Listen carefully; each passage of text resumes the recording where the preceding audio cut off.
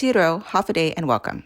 My name is Laura Duenas with the Department of Interior, U.S. Fish and Wildlife Service, Pacific Islands Office.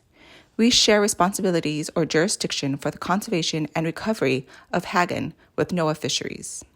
The Fish and Wildlife Service is responsible for on-land and nesting habitat for Haggan, and NOAA Fisheries is the lead for all marine activities.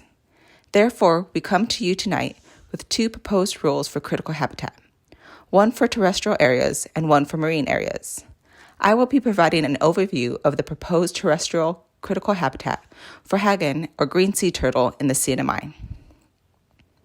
Haggan are listed as endangered under the Federal Endangered Species Act in the following areas: the Commonwealth of the Northern Mariana Islands, the Territory of Guam, American Samoa, Palmyra Atoll, and Howland, Baker, and Jarvis Islands.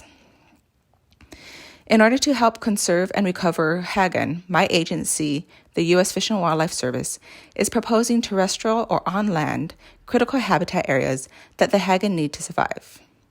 We are here this evening to provide information to the community on this proposal and to, most importantly, receive your feedback or comments. When we developed our proposed critical habitat areas, first we examined species data and Haggan nesting areas. We identified what is called physical or biological features or things in the habitat that the Haggan need to survive.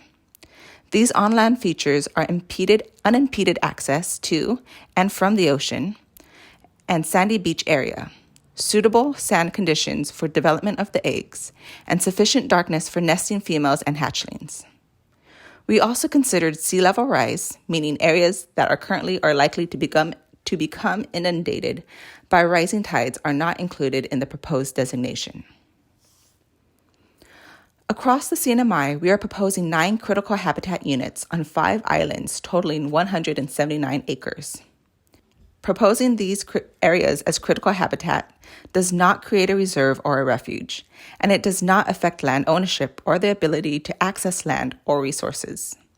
Proposing these areas as critical habitat simply identifies areas as essential for the conservation and recovery of Haggan. I'd like to conclude my brief presentation by reviewing the types of comments we are seeking, and in the next slide, I'll go over how to send in your comments.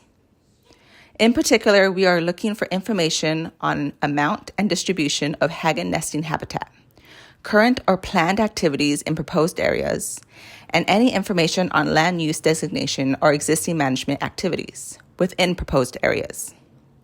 We are also seeking information on the ownership or local jurisdiction for some of the areas so that we have an appropriate entities or villages identified with whom to communicate to.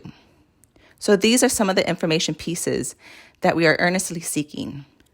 Comments can be provided electronically or via U.S. mail. Olumwe, Suzuos Maasi. Thank you for listening.